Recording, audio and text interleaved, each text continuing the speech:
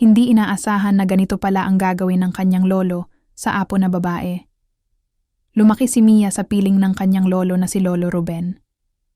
Bata pa lamang siya nang mawala ang kanyang mga magulang, kaya mula noon, si Lolo Ruben na ang nagsilbing ama, ina, at kaibigan niya.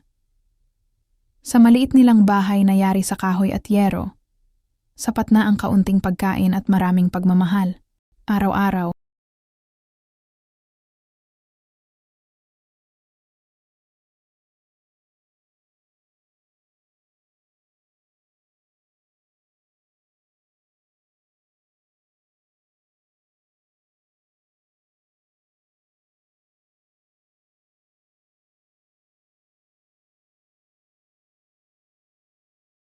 hindi alam ni Mia na matagal nang masakit ang dibdib ng kanyang lolo.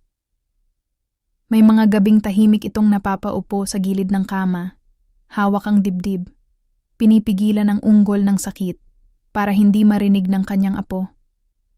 May iniinom sana siyang gamot, pero mas pinili niyang ipunin ang pera para sa matrikula ni Mia, sa mga proyekto nito sa paaralan, at sa simpleng pangarap nitong makapagtapos ng pag-aaral